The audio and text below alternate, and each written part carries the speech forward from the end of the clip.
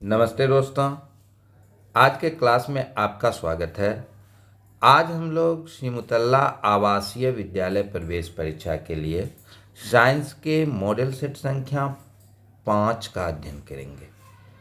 तो देखते हैं हम लोग आज के मॉडल सेट को। जितने भी मॉडल सेट अभी तक कराए गए हैं, कृपया आप लोग उसको एक दो बार रिवाइज कर लें। हो सकता है कि इससे हूबहू क्वेश्चन, बहुत सारे क्वेश्चन आपको परीक्षा में मिल जाए। समय कम है, इसलिए एक बार रिवाइज कर ले। जितना कराया जा चुका है, अभी हम लगातार मेंस तक आप लोग को मॉडल सेट देते रहेंगे। तो शुरू करते हैं मॉडल सेट 5 को। पहला क्वेश्चन है, कपास के रेशे मिलते हैं। ए में है बीज से, बी में है छाल से, सी में है पत्तियों से और डी में है जड़ से। तो कपास के रेशे जो है सो हमें बीज से प्राप्त होते हैं, ये विकल्प हो जाएगा। दूसरा क्वेश्चन है, निम्नलिखित में सबसे बड़ा ग्रह कौन सा है? तो सबसे बड़ा ग्रह बृहस्पति है। तीसरा क्वेश्चन है, पशु की पहली जाति जो पाली गई प्रतीत होती है वह थी कुत्ता। तो 3 का हो जाएगा ए। चौथा है, मानव शरीर का सामान्य तापमान कितना होता है? तो 37 डिग्री सेंटीग्रेड होता है, और अगर फ़ारेनहाइट में पूछेगा तो वह 98.4 होता है। अगला क्वेश्चन है, निम्नलिखित में से कौन सा पदार्थ प्रोटीन का सबसे बड़ा स्रोत है? इसमें ए में है मक्खन, बी में है सोयाबीन, सी में है ताज़ा दूध और डी में है मूंगफली।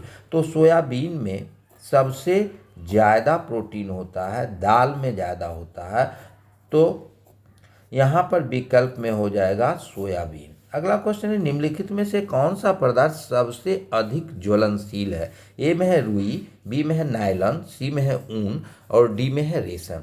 तो यहाँ पर जितने विकल्प हैं उसमें नायलॉन जो है सो सबसे ज़्यादा ज्वलनशील है। अगला क्वेश्चन है, किस क्रिया द्वारा पौधों सूर्य के प्रकाश में क्लोरोफिल की मदद से भोजन तैयार करता है? यानी कि पौधा जो है सो अपना भोजन सूर्य प्रकाश की उपस्थिति में क्लोरोफिल की मदद से प्रकाश संश्लेषण क्रिया के द्वारा करता है। इसमें जो है सो कार्बन डाइऑक्साइड लेता है और ऑक्सीजन गैस छोड़ता है।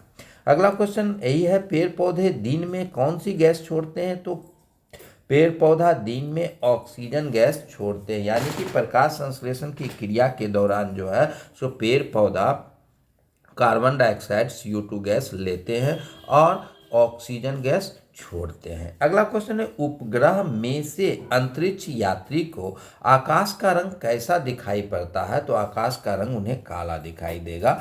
अगला क्वेश्चन है, निम्नलिखित में से कौन सा मानव के लिए उपयोगी है? ए में है फीताकर्मी, बी में है केचुआ, सी में है सैंडवर्म और डी में है रक्तवर्म। तो केचुआ जो है सो मानव के लिए सर्वाधिक उपयोगी है। केचुआ को किसानों का मित्र कहा जाता है, क्योंकि यह मिट्टी को उपजाऊ बनाता है, मिट्टी को उलट देता है, यानी कि मिट्टी को यह उपजाऊ बनाने का काम करता है, जिसके कारण जो है सो यह केचुआ को किसानों का मित्र कहा जाता है। अगला क्वेश्चन है, अदरक का कौन सा हिस्सा खाया जाता है? तो अदरक का तना खाया जाता है। निम्नलिखित में से ऊष्मा का सबसे अच्छा सुचालक कौन है? इसमें है ए में है ठंडा पानी, बी में है समुद्र का पानी, डी में है गर्म पानी और डी में है आश्रित पानी। तो इसमें समुद्र का पानी जो है सो सुचालक होगा इस विकल्प में। अगला क्वेश्चन है, दृष्टिहीन व्यक्तियों द्वारा लिखने तथा पढ़ने के लिए एक विशेष लिपि अपनाई जाती है, इसे कहते हैं ब्रेल लिपि। इसे क्या कहा जाता है? ब्रेल लिपि कहा जाता है। अगला क्वेश्चन, वह तंत्रिका कोशिका जिसमें हमारी तंत्रिका बनी होती है उसको कहते हैं न्यूरॉन, और मृदा संरक्षण का एक उपाय है। तो मृदा संरक्षण का इसमें जो विकल्प है, ए में है पेड़ों को काटना, बी में है सीढ़ीनुमा खेत बनाना, सी में अत्यधिक उर्वरक का उपयोग और डी में उपयुक्त में से कोई नहीं। तो सीढ़ीनुमा खेत जो है मृदा संरक्षण के लिए आवश्यक है। अब हम लोग देखते हैं फिर अगले क्वेश्चन को। अगला क्वेश्चन है, इनमें से कौन सा प्राकृतिक आपदा का उदाहरण नहीं है? ए में है सुनामी हरिकेन, बी में है भूकंप सुनामी, सी में है सूर्य ग्रहण चंद्र ग्रहण और डी में है टाइफून चक्रवात। तो इसमें प्राकृतिक आपदा सूर्य ग्रहण और चंद्र ग्रहण नहीं है, और सब जैसे सुनामी हरिकेन भूकंप सुनामी और टाइफून चक्रवात में जनधन की हानि होती है। और आकस्मिक रूप से यह आता है जो काफ़ी नुकसान पहुंचाता है। अब अगला क्वेश्चन है, हमारे शरीर में ऊर्जा के स्रोत हैं। ए में है कार्बोहाइड्रेट वसा, बी में है प्रोटीन विटामिन, सी में है प्रोटीन खनिज लवण और डी में है वसा खनिज लवण।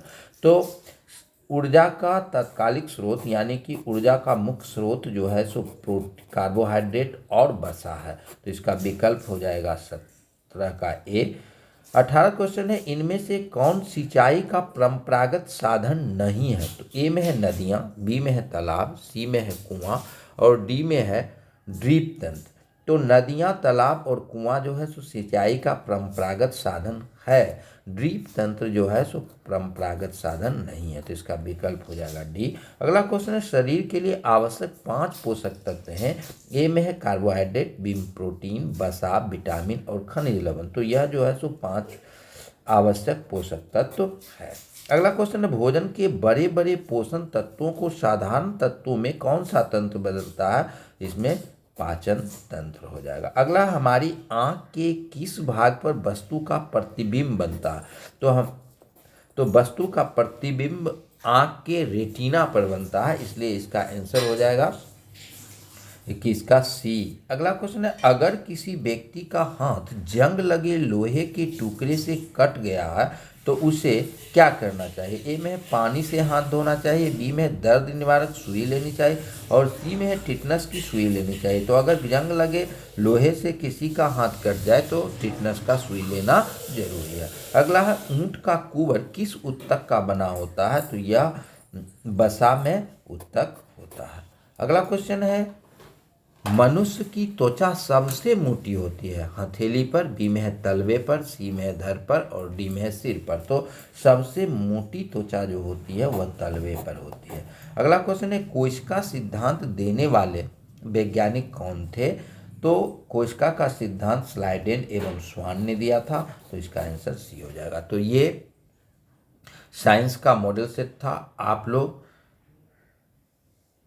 परीक्षा में शांतिपूर्वक सभी क्वेश्चनों को पढ़ेंगे और जो आपको आसान लगे उसको सबसे पहले आप हल कर लेंगे। उसके बाद जो है जो कठिन लगे या जो मैथ में टाइम लगने वाला समय हो, टाइम लगे जिस क्वेश्चन में, उसको बाद में बनाएंगे। तो आप परीक्षा में सरसरी निगाह से जो आपको आसान लगे उसको जो है सो जल्द से जल्द कर लेंगे और उसको मार्कशीट पर भर लेंगे। उसके बाद जो आपको कठिन सवाल लगे उसको बाद में करेंगे और क्वेश्चन को ध्यान से पढ़ेंगे। क्वेश्चन में है नहीं है इस पर ध्यान देंगे, इनमें से कौन गलत है इस पर ध्यान देंगे। तो क्वेश्चन को शांतिपूर्वक पढ़ेंगे, बढ़िया से पढ़ेंगे और शांतचित्त होकर क्वेश्चन का जवाब देंगे। धन्यवाद।